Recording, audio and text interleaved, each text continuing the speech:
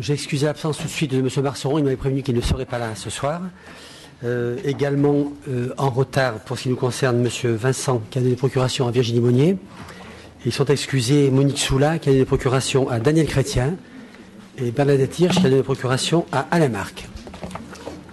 Et je crois que ce sont les seuls absents de cette soirée. Alors nous allons demander à M. Bruno Quéré de bien vouloir être notre secrétaire de séance et je lui donne donc le micro tout de suite. Voilà. Non, gardez, c'est moi qui vous donne. Laissez-moi faire, voilà. Merci, Monsieur le maire. Nous allons commencer par l'appel. Patrick Bobet. Présent. Bernard Ginca. Emmanuel Angelini. Dominique Vincent. Virginie Monnier. Odile Leclerc. Denis Cancard. Bérangère Dupin. Gwenelle Lamarck. Bénédicte Salin. Philippe Fargeon. Monique Soula. Daniel Chrétien. Philippe Valmier. Françoise Cossec. Alain Marc. Agnès Fossé. Sandrine Jovenet. Thierry Valex. Didier Bladou. Bernadette Hirsch. Procuration. Nathalie Soares. Nancy Traoré. Sébastien Labatte. Géraldine Audebert.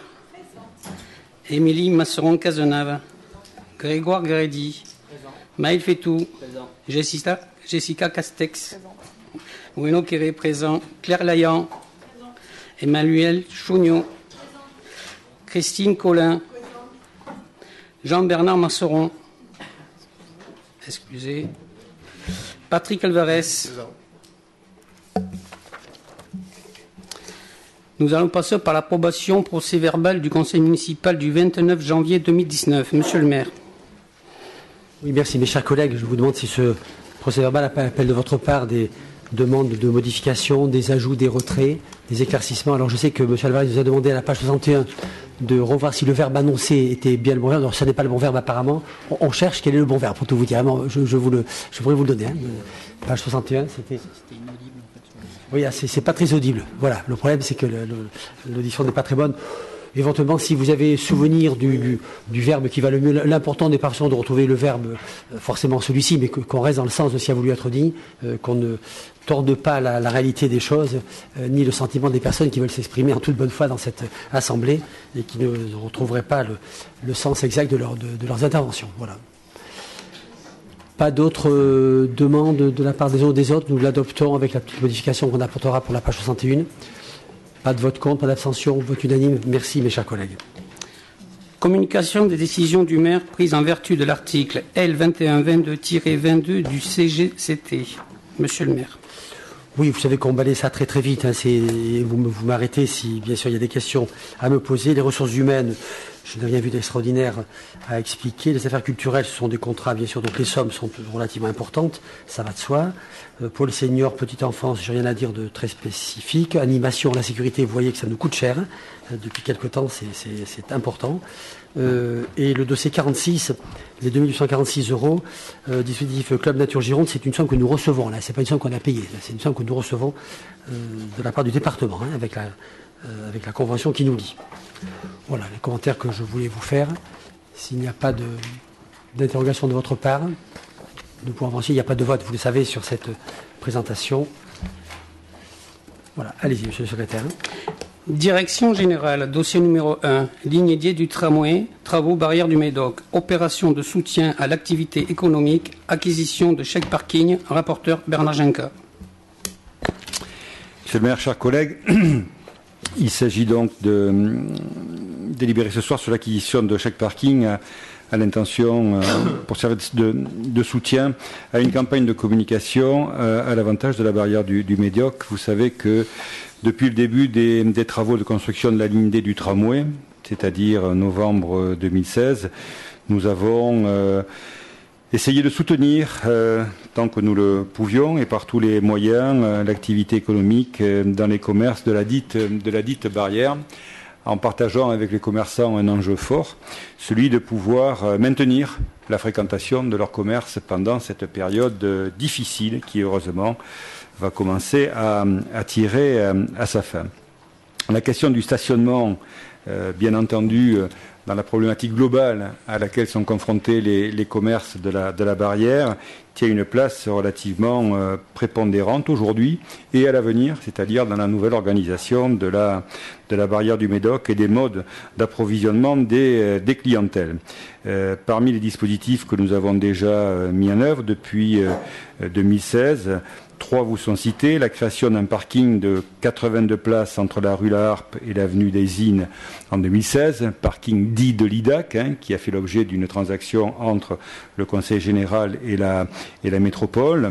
L'acquisition de 5000 chèques parking, donc une opération très conforme et comparable à celle que nous vous proposons ce soir auprès de la régie Parcube en décembre 2016, et l'accompagnement logistique et financier de l'association des commerçants pour leurs actions d'animation.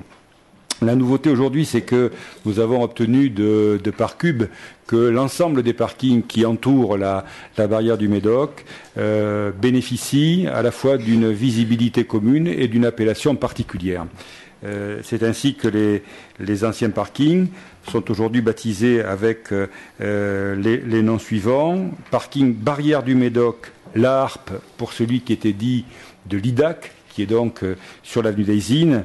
On s'est rendu compte à l'usage que finalement cette dénomination d'IDAC faisait apparaître que ce parking pouvait être un parking privé ou un parking d'une société et n'incitait pas les gens à pouvoir s'y garer. Donc nous avons décidé de l'appeler Barrière du Médoc, La Harpe. Le parking de surface face à Monoprix, que nous appelons traditionnellement parking Denis, va prendre le nom de parking Barrière du Médoc Schumann. Celui que nous appelons aussi, parce qu'il est localisé géographiquement juste en dessous, parking Cdiscount, va s'appeler Barrière du Médoc Libération. Et enfin, nous avons incorporé notre voisin bordelais, le parking Barrière du Médoc Beaujon.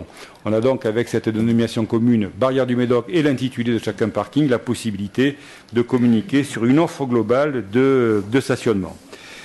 Nous allons lancer une campagne de communication, parce que l'enjeu que j'évoquais tout à l'heure, il est aussi de changer un peu les habitudes des bouscatés ou des autres acheteurs venant de l'agglomération lorsqu'ils se rendent à la barrière du Médoc.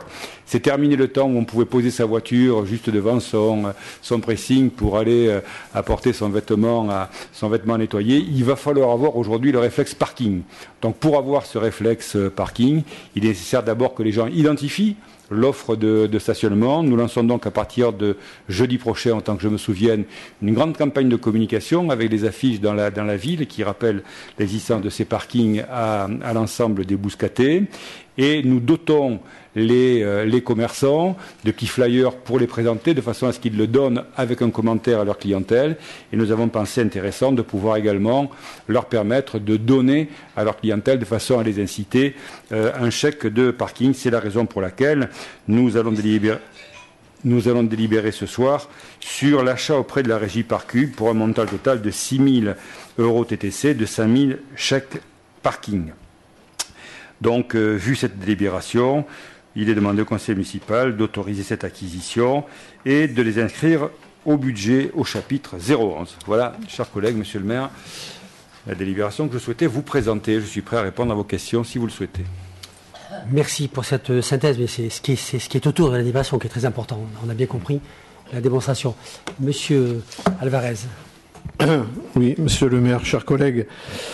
Tout d'abord, monsieur le maire, avant de vous faire part de quelques questions là, sur cette délibération, je souhaitais publiquement vous féliciter pour la nomination qui a été la vôtre, l'élection qui a été la vôtre. Alors, si on avait institué un loto politique, enfin en ce moment-là, comme la Française des Jeux va être privatisée par nos amis de la République En Marche, j'aurais mis une petite pièce, voire même un billet sur votre accession à la présidence de la métropole. Alors, cette présidence honore le Bouscat. Elle va aussi, je le pense, vous éloigner un tout petit peu du Bouscat pour des raisons inhérentes à ses nouvelles fonctions. Le temps consacré à la présidence de Bordeaux Métropole, évidemment, est lourd en tant que président et ne le sera pas pour le Bouscat. Mais c'est pour le Bouscat, en tous les cas, un point d'appui très important que nous avions déjà aux finances et que nous avons maintenant à la présidence. Je pense aussi que nos débats que nous avons conduits durant cette mandature vont prendre notre relief désormais sur la métropolisation et la mutualisation. Et nous allons les lier plus précisément au problème bouscaté. Je voudrais vous faire observer très rapidement que vos premières déclarations en ce qui concerne la ligne de ceinture vont dans un très bon sens. J'espère que nous aurons une accélération de cet outil de mobilité qui reste pour notre parti le meilleur outil de mobilité, inutilisé malheureusement, mais le meilleur outil de mobilité transversale sur la métropole. Et l'enjeu métropolitain, évidemment, va devenir plus fort sur la commune du Bouscat l'année prochaine, puisque là, le président en titre sera sur le devant de la scène. Alors sur la délibération à proprement parler, le dispositif de chèque parking que je voterai est intéressant, mais je voudrais vous interroger aussi sur la réalisation des travaux du tramway, qui sont liés d'ailleurs avec cette problématique d'aide aux commerçants.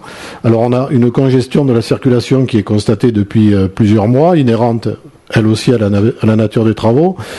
Elle semble d'ailleurs toucher son point culminant dans cette phase quasiment finale d'exécution de la ligne D. Alors, la pose du système APS jusqu'à Peugeot, je crois, a entraîné bien sûr un grand nombre de contraintes. Il semble que la pose du tablier à Sainte-Germaine par la SNCF devrait être opérée dans le courant du mois de juin, enfin mai-juin, si tout va bien, si la SNCF respecte sa parole, ce qui en la matière peut des fois, quelquefois, poser problème. Cela conditionnera d'ailleurs le début de la phase d'essai à vide, me semble-t-il. Alors, dans ce cadre, est-ce que on pourra sans doute inaugurer à la fin de l'année la phase D? Est-ce que vous êtes d'accord avec ces prédictions?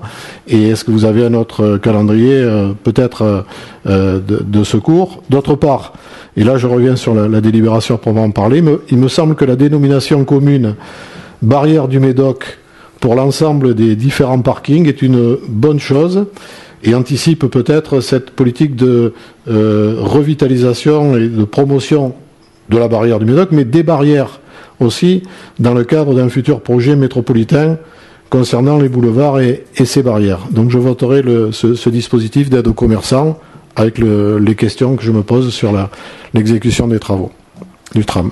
Merci, M. Juncker. Un complément d'information, pas une réponse, puisque je vais laisser le maire et le président vous répondre et vous rassurer.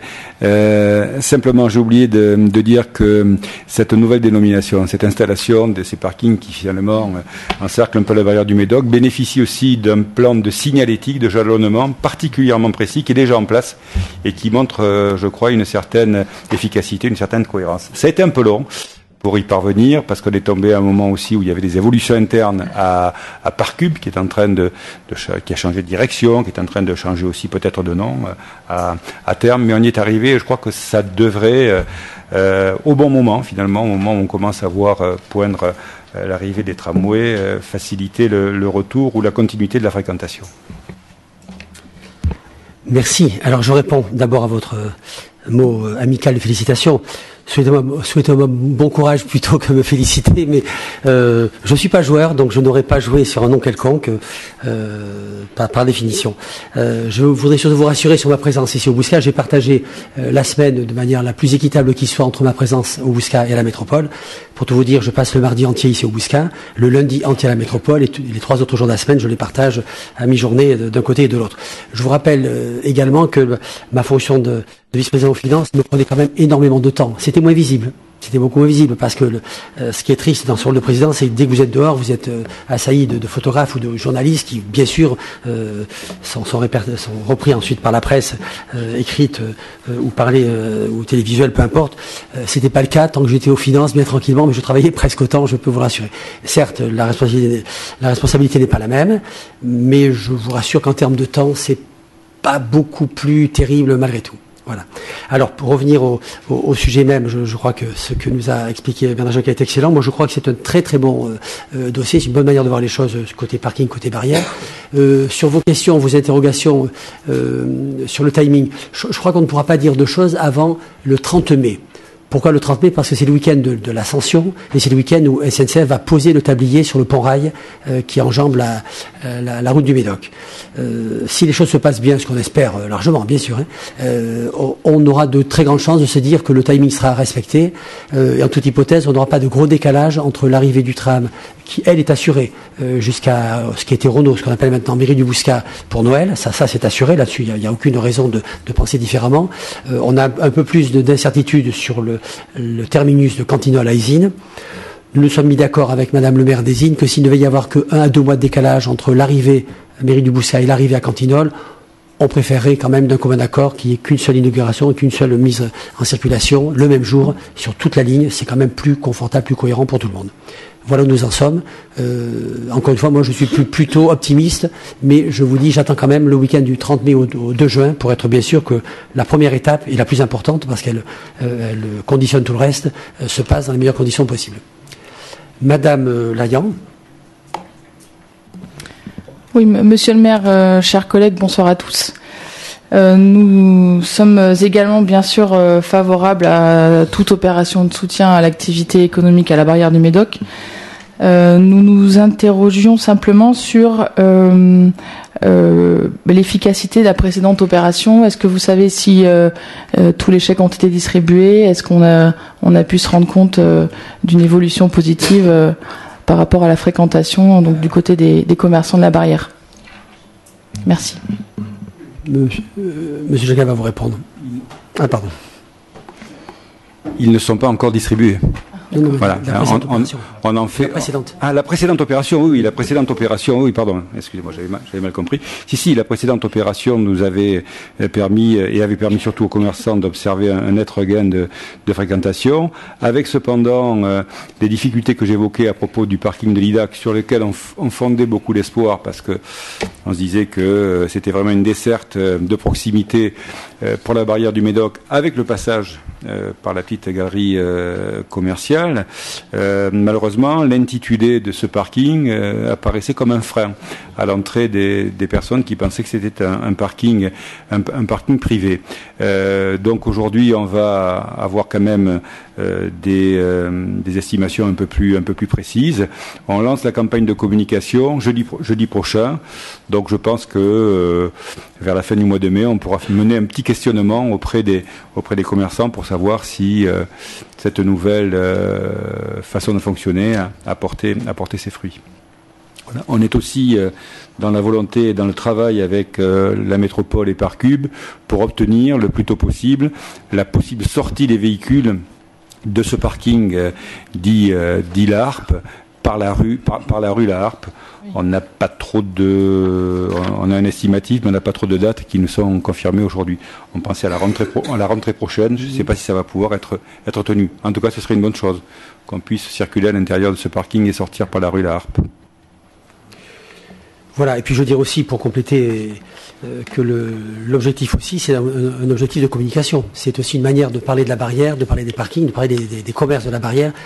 L'opération de communication est aussi importante que le côté financier, bien évidemment, sinon plus. Hein. Et ça, c'est impalpable. On peut pas tellement dire, ça se calcule pas vraiment. Mes chers collègues, je crois que nous sommes unanimes là-dessus, donc on peut lever la main tous ensemble. Vote pour, merci. Dossier numéro 2. Désignation des représentants des collectivités territoriales et de leur établissement public au Conseil de discipline de ressources. Monsieur le maire. Alors je vais être extrêmement simple et rapide. Vous vous souvenez que le 8 avril 2014, au début de ce mandat, nous avons désigné 2 représentants, un titulaire et un suppléant, comme représentants de la ville au Conseil de discipline de recours. En raison de la mise en place de nouvelles instances consultatives, il nous est demandé de renouveler cette opération de désignation de représentants. Et je vous propose tout simplement de désigner les 2 mêmes personnes, à savoir comme titulaire Virginie Monnier et comme suppléant Philippe Valmier, qui a été longtemps, lui aussi pendant 6 ans, adjoint au personnel, aux ressources humaines. Voilà, alors il y a deux solutions. Ou, mes chers collègues, vous me présentez d'autres noms et on vote à main levée, même à bulletin secret si vous le demandiez, ou on vote tout de suite sur les deux noms que je vous propose et je vous autoriserai bien sûr à exprimer le vote que vous souhaitez, c'est bien évident. Comment voulez-vous faire, Madame Layan, Monsieur Alvarez?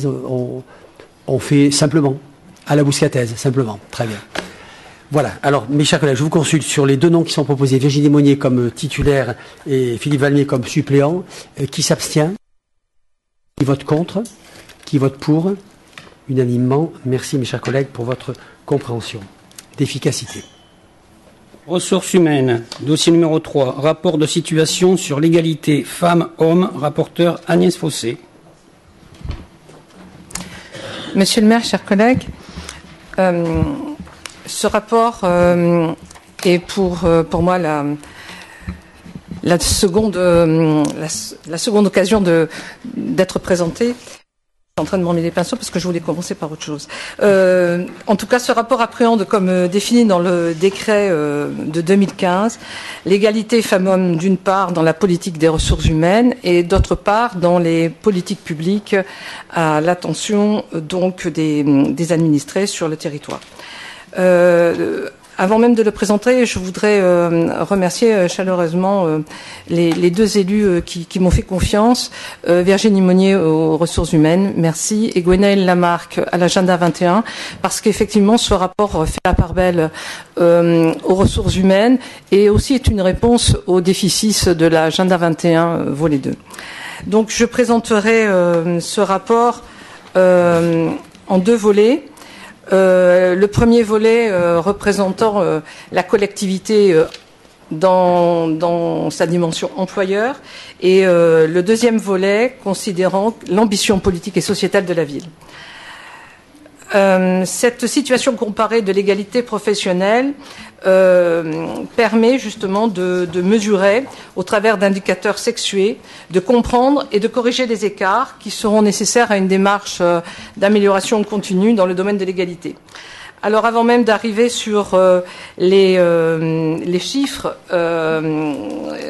et les pourcentages au niveau local et au Bouscat, peut-être faire un petit rappel pour pouvoir contextualiser la collectivité, et cela au niveau national. Les femmes représentent 63% des effectifs, gagnent 18% de moins que les hommes, sont surreprésentées dans les filières administratives, santé, sociale, services à la personne. Occupent plutôt le bas de la hiérarchie des catégories. D'entre elles sont à temps partiel contre 8% pour les hommes. Ceci dit, si je reviens maintenant au niveau du Bouscat, cette analyse a été faite avec la prise en compte des 490 agents de la municipalité, qui compte les emplois permanents de titulaires et de non titulaires, mais aussi des emplois occasionnels. La répartition fait apparaître 77% de femmes pour 23% d'hommes, donc en chiffre 377 femmes et 113 hommes. Il est à noter que dans la répartition des effectifs par statut, l'écart tend à se resserrer. On observe un rééquilibrage en matière de titulaires et de non-titulaires. La répartition par catégorie, elle, nous amène quand même à remarquer que les femmes sont présentes à 78% en catégorie C. Bien évidemment, on fera un lien avec la répartition par filière.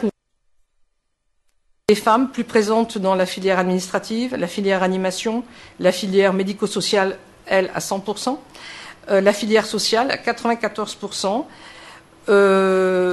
Dans la filière technique, où on arrive carrément à plus des 3/4, et dire que la filière culturelle est celle où on trouve l'équilibre, avec même une petite augmentation de l'effectif de femmes au sein de cette filière par rapport à l'an dernier, et une représentation plus masculine au niveau de la police et de la filière sportive. Des éléments aussi peut-être intéressants sur le temps de travail. 30 agents à temps partiel, 90% d'entre eux sont des femmes. C'est peut-être aussi une notion qui va nous apprendre à mieux appréhender les résultats qui nous sont donnés sur la rémunération mensuelle. Alors, petite information par rapport à l'an dernier. L'an dernier, les données étaient rendues sur le salaire moyen. Cette année, il est sur le salaire médian. On va aller faire une comparaison par rapport à l'année passée, mais on observera qu'il y a un écart de 16%, tout agent confondu, sur la rémunération femmes-hommes au bénéfice de l'homme. Les jours de formation ont été plébiscités énormément par les femmes cette année. De 530 jours l'an passé, on est passé à 814 jours et une jolie répartition avec plus de 4 jours pour les femmes, mais pas tout à fait 4 jours pour les hommes. Voilà. Donc, un travail intéressant qui a été mené par le service des ressources humaines de Bordeaux Métropole et qui nous a amené à produire ces résultats ce soir.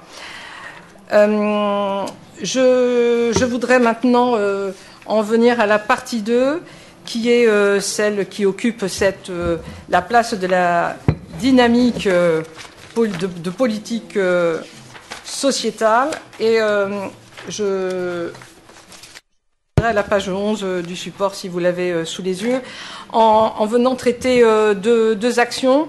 Ces 2 actions étaient inscrites l'an dernier à ce rapport comme étant des projets. Nous les avons transformés. Il s'agit de la signature de la Charte européenne, d'une part, et de la participation à la quinzaine de l'égalité, d'autre part. Et je terminerai avec les perspectives de 2019. Pour revenir sur la signature de la Charte européenne, elle s'est faite le 8 mars. C'était une date bien naturellement pour la signer. Vous rappelez que cette charte, elle nous engage, dans un délai de 2 ans, à établir un plan d'action. Ce plan d'action, la ville n'avait pas attendu qu'il y ait une charte pour engager des actions, bien évidemment, mais le travail du comité de pilotage, dont je vous expliquerai le fonctionnement juste après, va être d'étudier quelles sont les actions qui seront à renforcer et peut-être à créer pour aller justement améliorer la situation des femmes, ou l'équilibre en tout cas, au sein de la collectivité.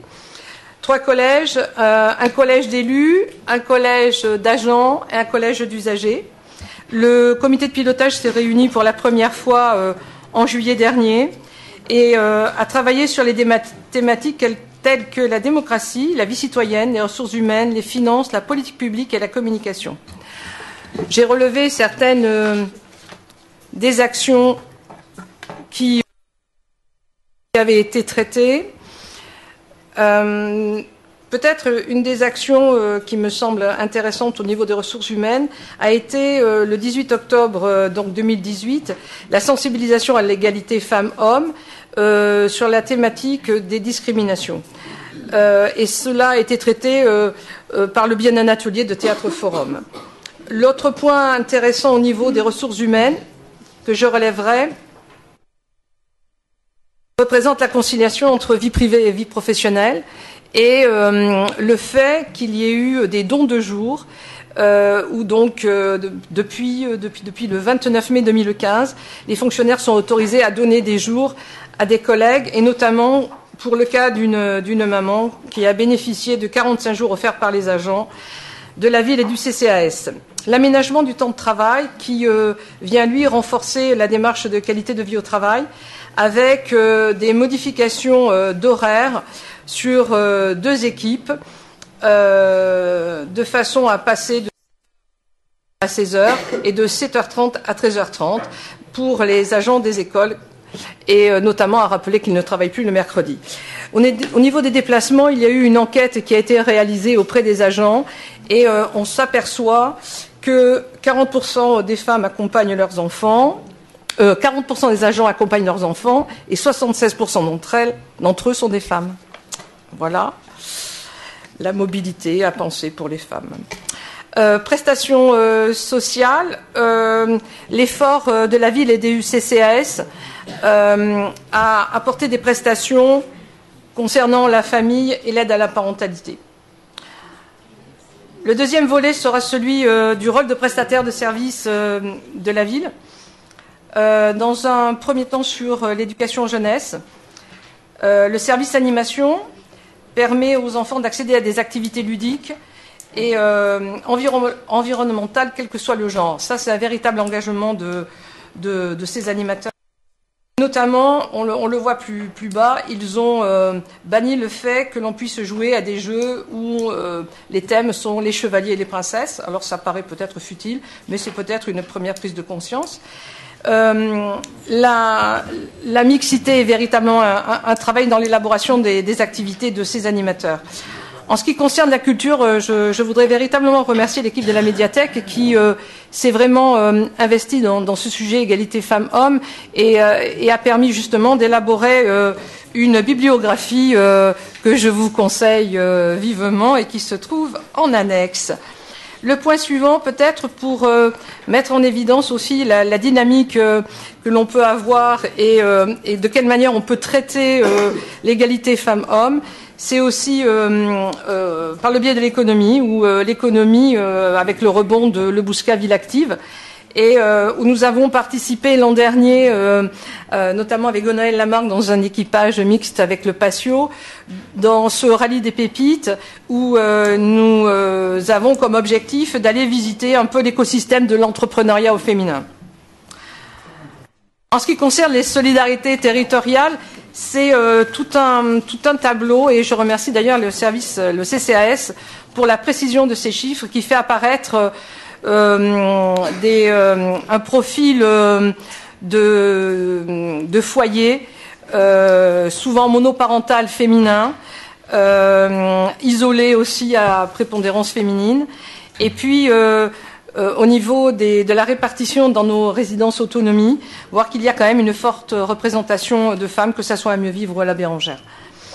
Mais enfin, c'est tout à fait, comment dirais-je, en rapport avec le contexte démographique aussi bien du Bouscat qu'au niveau national. J'en viendrai maintenant à la deuxième action, qui était la participation à la quinzaine de l'égalité. C'était notre première participation, c'était notre second engagement lorsque nous avons présenté ce rapport l'an dernier. C'est initié par la ville de Bordeaux, avec le soutien de Bordeaux Métropole, pour donner une dimension intercommunale. Cette année, le Bureau Information Jeunesse a présenté des ateliers qui ont eu un certain succès. Donc je vous renverrai, pour ne pas vous faire une lecture trop dense de ces résultats, à la participation des ateliers proposés par le Bureau Information Jeunesse.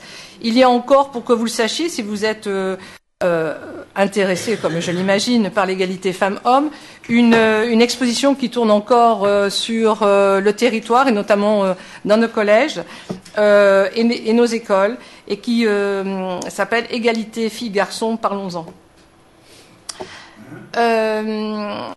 Donc là, je ne vous donnerai pas de chiffres plus complémentaires, excusez-moi, j'en perds la voix. La passion s'y met.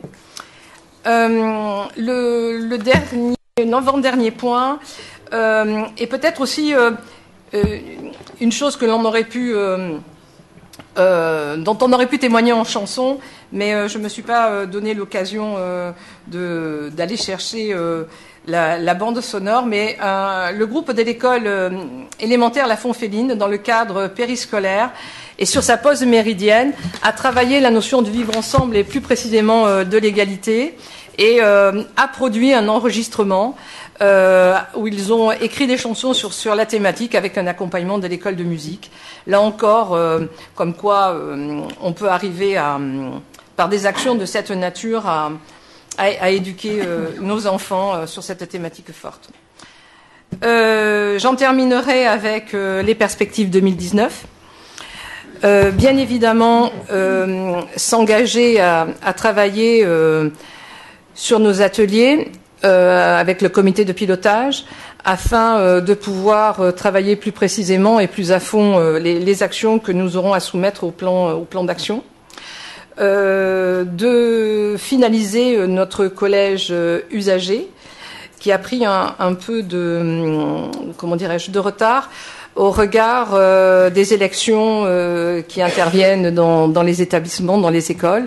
Et nous avons donc pris un peu de retard pour cela. Nous participerons cette année encore à la quinzaine de l'égalité.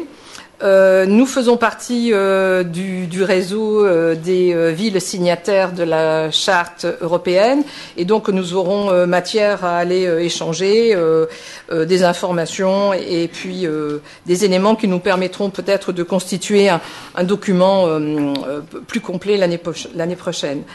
Et la dernière... voilà. Je pense que j'ai voulu me presser tellement que j'espère que je n'ai pas sauté une information.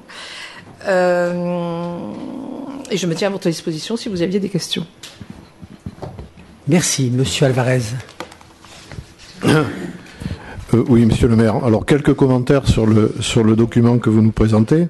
Je resterai focalisé sur les questions d'inégalité au travail. Ça a été constaté, d'ailleurs, le Forum économique mondial en décembre 2018 l'avait constaté en matière de parité dans le monde du travail entre les femmes et les hommes. Cette parité ne sera atteinte au rythme actuel au niveau mondial que dans un peu plus de 200 ans. 202 ans précisément avait-il été dit. Alors, le rapport sur la situation en matière d'égalité femmes-hommes que vous soumettez à notre examen aujourd'hui n'en est pas à ce niveau-là, évidemment. Il aborde d'autres sujets, et c'est donc sur le prisme du travail que je voudrais focaliser ma réflexion et les quelques observations qui ont pu être aussi présentées par Madame l'adjointe. Alors, vous le dites, normalement, dans le statut de la fonction publique territoriale, l'égalité est parfaite, puisque statutairement, les salaires sont les mêmes. Cela étant, c'est dans les détails que le diable vient s'immiscer. Vous l'avez dit, 90% des temps partiels sont occupés par des femmes. Ce qui, en termes de carrière, évidemment, pose un souci. Pour la carrière elle-même, en matière de rémunération, puisque le temps partiel, alors c'est souvent, on dit du temps choisi, mais c'est du temps plus ou moins imposé par la famille elle-même, je ne rentre pas dans les conditions, et surtout, élément très important sur les retraites. La faiblesse des retraites, les différences de retraite sont dues aussi à ça.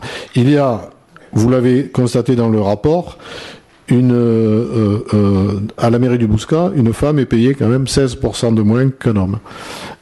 C'est pas une décision arbitraire, c'est aussi parce qu'elles occupent des niveaux d'emploi statutaires moins élevés. 35% des hommes sont en catégorie A et B. Les femmes, c'est plutôt 16%. On a un écart de rémunération moyenne de 365 € néanmoins, et un écart d'ailleurs qui est beaucoup plus important chez les titulaires, 444 € de différence entre un homme et une femme, à situation égale, que pour les non-titulaires, qui est un écart de 64 €. Alors, vous relevez dans le dossier, et c'est très heureux, un certain nombre de chiffres sur lesquels il faudra évidemment que nous soyons tous très attentifs. Le chômage, on avait en 2010 une situation où il y avait autant de chômeurs que de chômeuses.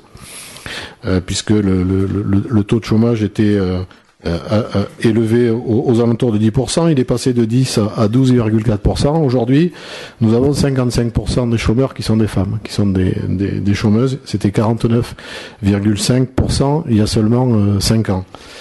On a une situation évidemment de difficultés sociales que l'on rencontre assez souvent au CCS avec les femmes seules avec enfants. Plus de 1000 femmes, 1066 très exactement femmes seules avec enfants au Bouscat, 179 hommes seuls. Et la politique que vous menez paraît aller dans le bon sens, car il faut une politique de recrutement et de formation qui justement essaye de réduire les inégalités sur lesquelles je viens d'insister, modifier les comportements, ça c'est le plus difficile par rapport au temps partiel, et peut-être avoir une politique d'explication plus soutenue. Alors c'est compliqué de rentrer dans les situations personnelles des familles, mais une explication statutaire sur les carrières et les incidences de carrière me paraît très importante. Favoriser la politique de garde d'enfants et surtout avoir une politique en faveur des familles monoparentales et des femmes seules qui sont le plus exposées au chômage. C'est ce que vous essayez de faire en aménageant le temps de travail, avec l'accueil aussi périscolaire qui est renforcé pour les gardes d'enfants, et une politique de prestations sociales renforcée au niveau du CCS avec le maintien chaque année de la part de la subvention donc municipale. Voilà ce que je voulais soulever dans ce rapport, qui est un point d'appui important pour peut-être mener en matière d'égalité hommes-femmes dans le travail des points d'étape très importants, et nous nous reverrons chaque année conformément au décret avec, je l'espère, une amélioration sensible des résultats observés. Merci beaucoup. Madame Layan. Oui, monsieur le maire. Oui, nous apprécions de commenter ce rapport de situation sur l'égalité femmes-hommes pour la deuxième année consécutive. Nous regrettons, comme notre collègue Patrick Alvarez, effectivement la prédominance des femmes dans les personnes qui travaillent à temps partiel, avec toutes les conséquences sur leur avancement de carrière que cela peut induire. Mais comme tu l'as dit, Patrick, on ne peut pas entrer dans la vie des gens et donc les inciter ou les forcer à ne pas prendre ces temps partiels. Mais c'est un constat que nous faisons, comme vous. Par rapport aux actions que vous avez mises en œuvre sur l'année 2018, nous avions proposé effectivement l'année dernière d'organiser des formations à destination des agents d'encadrement, ce que vous avez fait. Donc nous nous en félicitons et nous vous en remercions. Vous avez également mis en place le comité de pilotage auquel nous avons été conviés. Donc encore une fois, nous vous en remercions. Sur les actions de 2019, j'avoue ne pas bien comprendre la constitution du collège usagé. Voilà, vous indiquez avoir du mal à le mettre en œuvre, et j'aimerais voir, on aimerait bien en savoir un peu plus sur ce que vous voulez faire exactement. Oui, merci. Non. Comme l'égalité femmes-hommes ne se réalise pas qu'au sein de la ville, mais aussi sur son territoire, on avait pensé qu'un collège fait d'usagers, c'est-à-dire de parents d'élèves, de représentants d'associations, de représentants de structures d'autonomie, voilà, pouvait favoriser justement nos réflexions. Sauf que nous avons eu des difficultés et chercher des personnes volontaires pour pouvoir entrer dans ce collège que nous voulions forcément aussi équilibrer que les deux autres. Donc nous avons relancé par le biais de mes collègues en charge de délégation de bien vouloir relancer les associations, de bien vouloir relancer les écoles, de façon à ce que l'on puisse constituer très très rapidement maintenant ce troisième collège. Voilà.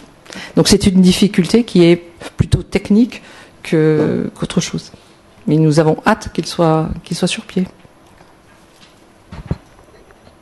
Merci. Quelques éléments de réponse très, très simplement.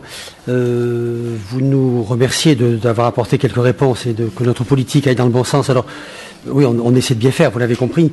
Elle va tellement dans le bon sens que je vous invite à vous rendre à la page 4, dans les avancements et promotions, ce qui concerne les avancements de grade.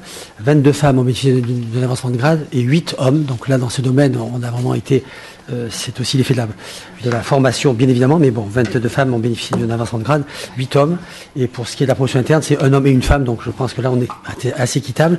Plus sérieusement, peut-être vous dire que le RIFSEPS, le régime indemnitaire très particulier, très favorisant surtout, qui a été mis en place, nous avons souhaité que ce soit bien sûr émis, et on a fait en sorte que ça se passe comme ça, que ce soit surtout les salaires les plus bas qui soient relevés de manière très importante, beaucoup plus que les cadres B et C, les cadres B et A, sont les C donc en l'occurrence, et ça ne vous a pas échappé que ça concerne bien sûr beaucoup de femmes, donc c'est aussi une manière de rattraper ceci par des choses qui sont tout à fait légales et qui permettent de rattraper. Le temps partiel, vous l'avez évoqué, je n'y reviens pas.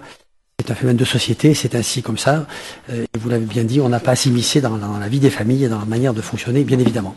Quant aux copines, moi je n'ai qu'une envie, c'est qu'ils fonctionnent encore mieux et que tout le monde puisse y participer le plus largement possible pour apporter son avis. Et les bonnes idées sont toujours bonnes à prendre. On va dans le bon sens, manifestement. C'est évident. On ne part pas de trop loin malgré tout. Des choses étaient déjà faites, mais on peut toujours faire mieux. Et nous sommes bien dans cette dynamique et dans cette conviction que nous ferons mieux ensemble dans les 2-3 années qui viennent. Nous nous y engageons, bien évidemment. Mes chers collègues, il n'y a pas de vote. C'est une présentation des actions simplement. Je ne crois pas qu'il y ait un vote spécialement. Donc, monsieur le secrétaire, vous avez la parole.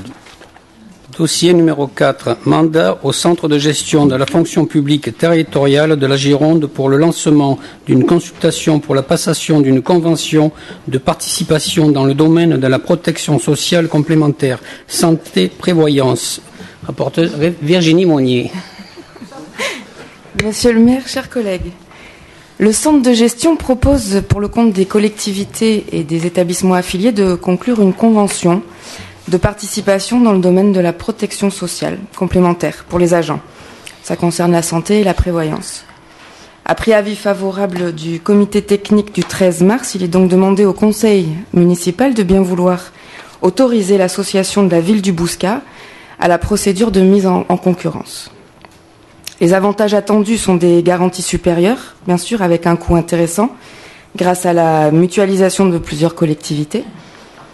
De plus, cette procédure de consultation est prise en charge par le centre de gestion à titre gratuit. Et s'associer à la procédure ne nous engage pas à souscrire par la suite à la convention. Il faut savoir que nous, on a déjà souscrit une convention de participation prévoyance pour le maintien de salaire avec une prise en charge à 100% depuis 2013 qui s'achèvera aussi fin 2019. Voilà, donc cette procédure nous permettra d'élargir la couverture sociale des agents par la proposition d'une mutuelle de groupe avec une participation peut-être symbolique au départ de la mairie. Bon, parce que déjà, on prend en charge le maintien de salaire à 100%. L'enveloppe budgétaire du RIFSEP de 200 000 € est aussi très confortable. On verra quelle somme on pourra proposer aux agents si on souscrit à cette démarche. Voilà. Merci pour cette présentation tout à fait claire et malgré tout rapide. Monsieur Alvarez ? Oui, selon le vieil adage, il vaut mieux se répéter que se contredire. Donc, on a déjà eu l'examen au CCAS, au conseil d'administration du CCAS, pour la même délibération. Je donnerai évidemment un mandat à la mairie pour étudier cette possibilité que le centre de gestion. Donc, cela étant, c'est un dossier technique, mais qui recouvre une possibilité pour les collectivités de participer, donc en clair, au paiement de la mutuelle, enfin d'une partie de la mutuelle pour les agents, soit en risque santé, soit, comme on dit, en prévoyance, mais enfin la prévoyance, ça aussi la santé, puisque c'est les incapacités au travail, les décès et les maintiens de salaire. Mais la formule qui est proposée par le centre de gestion est celle de la participation. En gros, on fait un appel d'offres, il y a de la concurrence, une mutuelle se présente et on est obligé de choisir la mutuelle. Et ensuite, une fois que la mutuelle est choisie, eh bien, la municipalité donne une participation d'un certain montant aux salariés. Il y a un deuxième choix qui est possible, et là qui n'apparaît pas dans la délibération, et pour cause, puisqu'il n'y a qu'un choix qui a été choisi par le centre de gestion. La deuxième choix, c'est la labellisation. C'est-à-dire que la labellisation, il y a toute une liste de mutuelles qui sont déjà labellisées, et la municipalité participe de la même façon, avec les mêmes montants, mais donne donc à chaque agent, en fonction, si sa mutuelle est labellisée, la même somme d'argent. La différence, c'est que quand on choisit un contrat de groupe, comme c'est le cas, les mutuelles font à l'appel d'offres des propositions qui sont très très très bonnes, concurrentielles, et une fois qu'ils ont remporté l'appel d'offres, eh bien, ils augmentent leurs tarifs. Et après, il y a deux solutions. Une fois que les tarifs sont augmentés, c'est la collectivité abonde ou la collectivité abonde plus les salariés. Et c'est là qu'on arrive à un problème. Alors je sais qu'à la métropole, c'est un contrat de groupe aussi, c'est l'IPSEG. La mairie de Bordeaux est en train de réfléchir sur la labellisation. Alors ce soir, on nous demande simplement de donner mandat au centre de gestion pour étudier le problème, mais je vous invite quand même à rester aussi attentif sur la question de la labellisation qui pourra se reposer une fois que le CDG nous aura répondu. Vous avez tout à fait raison, je partage tout à fait vos craintes dans ce domaine. On est très conscient que quand une mutuelle a été choisie, elle a une sorte de monopole pour un certain temps et que chaque année il faut renégocier, rediscuter parce qu'elles sont toujours très aptes à nous proposer des augmentations. Ça c'est tout à fait évident. La labellisation, vous avez raison, elle laisse le champ beaucoup plus libre et laisse la concertation et la mise en concurrence se faire régulièrement. Mais ce n'est pas tout à fait ce qui est proposé, donc malgré tout, l'important c'est que nos agents y trouvent leur compte et soient mieux pris en compte, c'est le cas de dire, grâce à la collectivité bien sûr. Déjà là c'est compliqué. Merci. Nous nous prononçons, mes chers collègues, d'abstention, guerre, j'imagine, vote contre, pas plus, vote pour, unanime. Merci bien, mes chers collègues. Finance. Dossier numéro 5. Recours au service d'une plateforme intermédiaire au financement participatif. Autorisation de signature de la convention de mandat. Rapporteuse Bénédicte Salin. Monsieur le maire, mes chers collègues, mesdames et messieurs, je vous rappelle que Bordeaux Métropole a proposé aux communes ayant mutualisé la fonction mécénat, dont nous sommes, de saisir l'opportunité de recourir au financement participatif afin d'aller plus loin dans le développement d'outils au service du mécénat. Bordeaux Métropole a ainsi constitué un groupement de commandes métropolitain pour une plus grande efficacité et une meilleure lisibilité de l'offre de la métropole et des communes associées à la démarche en matière de mécénat. Pour information, Bordeaux Métropole est la première métropole de France à se saisir du mécénat, qui est donc un gage de sa modernité et de proximité avec ses acteurs économiques et ses habitants. 8 communes ont adhéré à ce groupement, Ambarès, Bègles, Bordeaux, Bruges, Floirac, Le Taillan, Mérignac et le Bouscat, par une délibération, je vous le rappelle, que nous avons votée en conseil municipal du 11 décembre dernier. La société KissKissBankBank a été ainsi sélectionnée pour collecter et gérer des fonds pour le compte des communes adhérentes à ce groupement via une plateforme Internet de dons pour une durée de 24 mois, à des conditions financières qui vous sont détaillées dans cette délibération, des conditions financières dégressives en fonction des paliers de dons reçus. Donc, afin de pouvoir avoir recours au service de cette plateforme, la ville doit signer une convention de mandat. Donc, il est demandé au conseil municipal de bien vouloir d'abord accepter les conditions de la convention de mandat annexée à cette délibération et, article 2, d'autoriser monsieur le maire ou son représentant à signer la convention de mandat ainsi que tous les documents s'y rapportant. Merci beaucoup. Avec bien sûr une dégressive, si j'ose dire, pour ce qui est de la rémunération, bien sûr, de cette plateforme. Monsieur Alvarez, vous êtes pour, je suppose. Oui, oui, je dois dire que vous nous avez tout fait en matière de dénomination. Bon, le crowdfunding, on avait déjà eu l'occasion d'échanger. Je l'ai évité. Vous l'avez évité, m'a fait les dans la délibération. Oui. Alors là, par contre, vous faites très fort avec le KissKissBankBank. Ah oui, mais ça, je l'ai pas choisi. Vous avez oublié Enco quand même. Alors, c'est pas BankBank. C'est simplifié, monsieur Alvarez, pour une meilleure. C'est pas BankBank, c'est BankBank Enco. Oui. Alors, BankBank. C'est parfait. Voilà. C'était Bunga Bunga Berlusconi, mais enfin Bunga. Et donc là, on atteint les sommets. Alors bon, le financement participatif encadré par une ordonnance de 2014 est un dispositif qui est entré, sinon dans les mœurs, vous dites, mais c'est un gage de modernité. On va essayer d'atténuer un peu cette précision. Alors, on fait intervenir des intermédiaires à travers les sites internet spécialisés. Alors, en matière de mécénat, on a eu le débat lors de la précédente délibération qui concernait ce sujet. On considère que le mécénat, c'est aussi pour les grandes entreprises une possibilité d'évitement fiscal, voire de fraude fiscale carrément. Quand on voit la Société Générale qui participe à de grandes opérations de mécénat et qui planque la moitié de ses bénéfices dans les paradis fiscaux, on peut considérer que c'est du mécénat. Là, je suppose que l'opération servira pour le Castel d'Andorte. Je m'étais abstenu, lors de la précédente délibération. Bon, je ne vous suivrai pas plus ce soir. J'hésitais. Je continuerai donc sur l'abstention puisque c'était la suite logique. Je vous avoue que le Kiss Kiss Bank Bank m'a fait hésiter un moment, mais bon, j'espère que ils sont plus sérieux que leur nom ne l'indique. Si, ils sont très sérieux, ils ont quand même de belles références, je peux vous confirmer. Alors, je fais pas la même analyse que vous. Je suis d'accord avec vous sur un point, c'est qu'il faut que les entreprises françaises payent d'abord leurs impôts en France. Là-dessus, je crois qu'on est complètement d'accord, ils payent tous leurs impôts. En revanche, sur ce qu'il leur reste, moi ça ne me choque pas qu'elles aient envie de faire de l'autonomisation fiscale. Parce que ça veut dire quoi finalement? Une entreprise qui est taxée de 20%, on prend l'exemple, de 20% d'imposition, pourquoi pas, ça doit exister. Dans ce cas-là, elle est taxée à 33%, puisqu'elle déduit 66% de ses revenus. C'est comme si elle payait un impôt à hauteur de 34%, très précisément. Donc, sauf que cet impôt, il ne va pas à l'État. Mais tant mieux pour nous, il vient chez nous.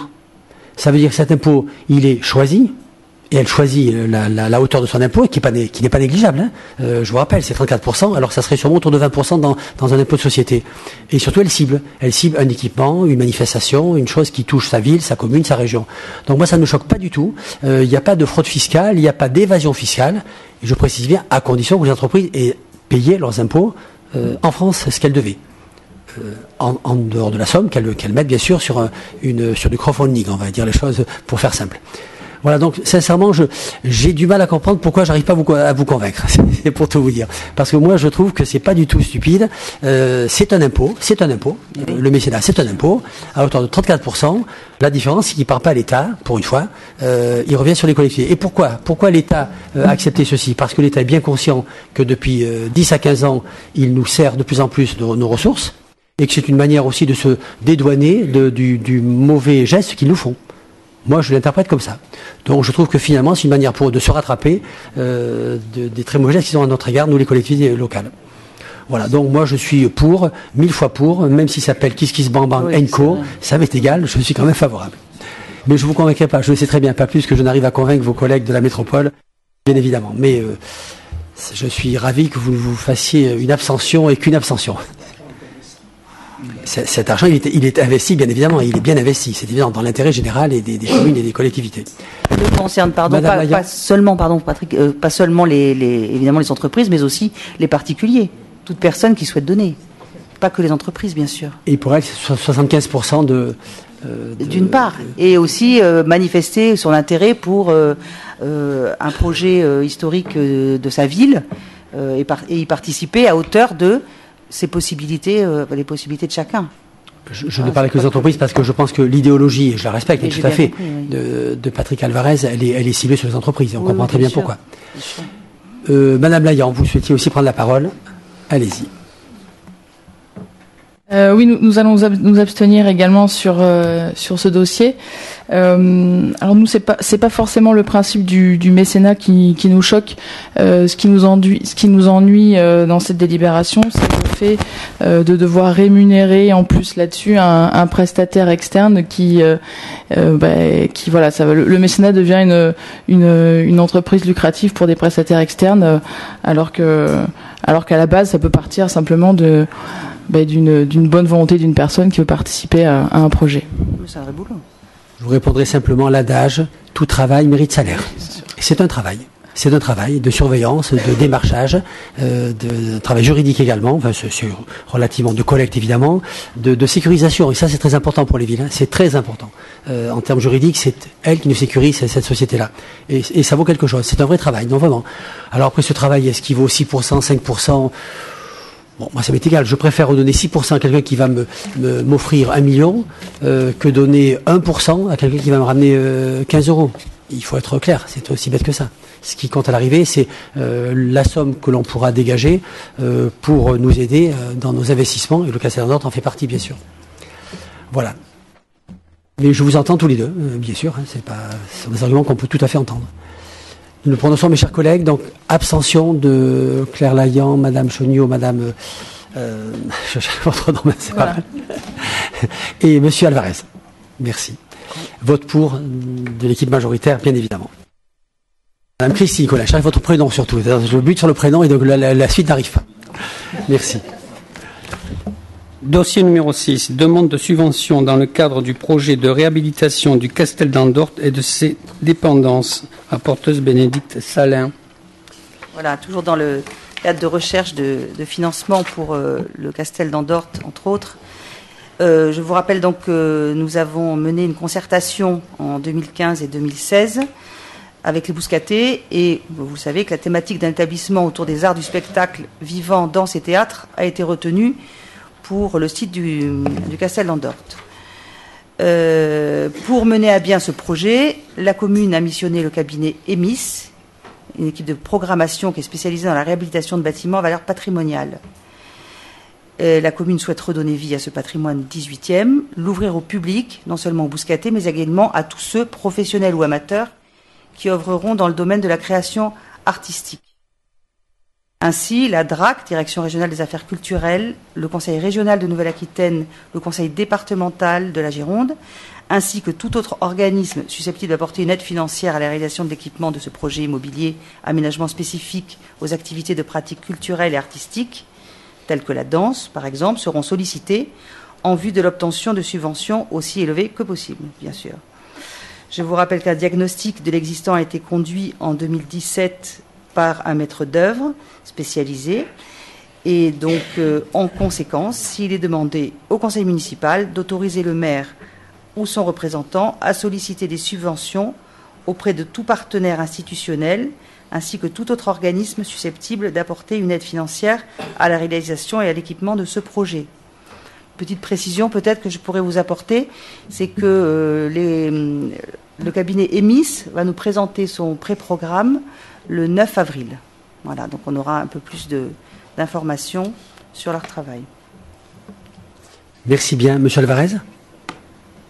Oui, alors vous nous demandez, monsieur le maire, de vous autoriser à solliciter des subventions aussi élevées que possible. C'est une formule intéressante qui souligne, bon, d'abord que sur le plan financier, tout ça n'est pas tout à fait fixé, mais bon, je souscris à votre optimisme de l'action sur les subventions les plus élevées possibles, et j'espère qu'elles seront très élevées au niveau de la métropole. Alors le projet de réhabilitation concerne... Vous nous le confirmerez, alors le Castel d'Andorte en tant qu'ensemble architectural, c'est-à-dire la chapelle, les salles du carré, le pendant de la chapelle et l'orangerie. Alors il y avait un calendrier qui avait été présenté, proposé, après le choix du programmiste, c'était donc la fin des travaux était prévue pour une livraison juin 2023. Est-ce que vous confirmez ce calendrier et un chiffrage oui, tout à fait.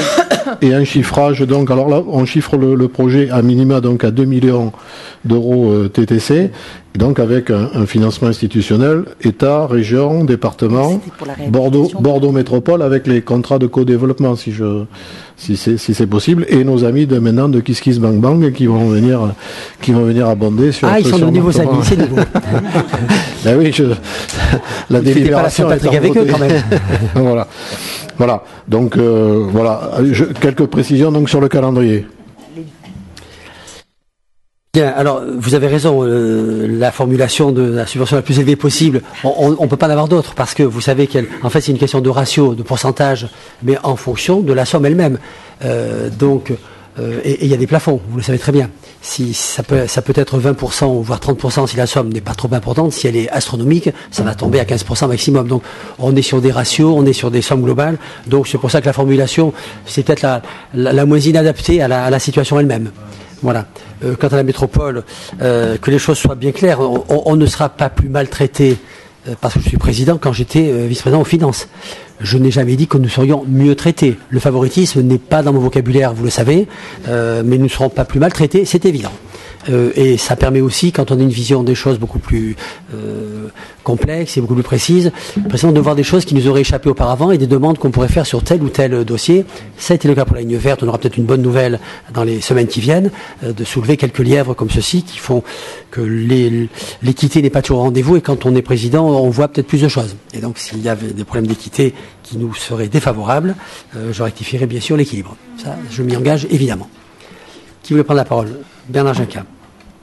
Non, simplement, c'est vrai qu'on ne connaîtra pas exactement le montant de ces subventions tant que le prix définitif sera estimé. Je bien dit, pas fixé, mais estimé. Et ça, on ne peut le faire que quand le programmiste aura rendu ses œuvres et qu'on aura avancé vraiment sur la constitution du projet. Pour vous donner un petit exemple, peut-être, sur 2 réalisations relativement récentes de la commune, la médiathèque, enfin la source, l'ensemble La Source, les subventions publiques représentent 25% à peu près du montant total. Et le bois du Bouscat, c'est 40%, grâce à un effort particulièrement généreux de l'Europe, dû à la présence conjointe dans nos faux bois et nos sous-bois de l'alitre accoucheur et du second qui est le triton palmé. Le palmé et l'alitre accoucheur nous ont permis de bénéficier de la générosité de l'Europe. Merci. La réponse ne vous a pas été faite pour le montant. Alors, les 2 millions auxquels vous faisiez allusion correspondent au Castel, simplement au Castel, pas aux autres annexes qui sont autour. Hein. C'est pour le Castel lui-même une réhabilitation relativement simple, malgré tout. Hein. Vous avez une autre question, M. Alvarez? Non, c'était le calendrier. D'accord. Dans le calendrier, je crois qu'il est confirmé. Pour l'instant, nous en sommes... Pour le moment, oui, mais on aura plus d'éléments donc avec la présentation du pré-programme début avril. Après, il y aura le choix de la maîtrise d'œuvre, tout ça. On espère, en effet, pouvoir tenir ces délais. Pour le moment, on commence. Ouais. D'accord. Mes chers collègues, il faudrait peut-être qu'on se prononce quand même. Abstention? Pas. Vote contre? Pas plus. Vote pour? Unanime. Merci, mes chers collègues. Économie, dossier numéro 7, demande de subvention dans le cadre du plan d'action de soutien au commerce de proximité, rapporteur Bernard Juncker. Oui, monsieur le maire, chers collègues, c'est une question qui est très liée à la première délibération, et on a largement déjà évoqué le programme de soutien, le plan de soutien au commerce local que nous avons engagé depuis le début des travaux du tramway. Ça fait partie d'ailleurs de l'un des axes de notre schéma de développement économique qui s'appelle conforter l'économie présentielle.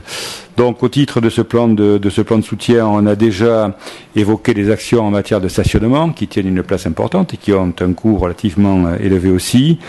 Les actions d'animation, on les a souvent citées dans cette enceinte autour des actions d'animation propres à la barrière ou à la Calypso ou encore au défilé qui est devenu aujourd'hui un événement relativement couru. Le troisième élément, et ce qui est un peu la base de tout ça, où les choses se font d'ailleurs dans la concertation, c'est la réunion mensuelle que nous tenons avec l'ensemble des personnes concernées, les commerçants eux-mêmes par le biais de leurs représentants, Bordeaux Métropole, la maîtrise d'œuvre, TISIA, et les représentants de la commune. Au titre de ce plan de soutien au commerce de proximité, nous avons la possibilité d'inscrire cet ensemble d'actions au sein de notre contrat de développement, de notre CODEV. Il vous est donc demandé d'approuver par notre délibération ce règlement d'intervention économique et de favoriser la demande de ces participations financières auprès de Bordeaux Métropole.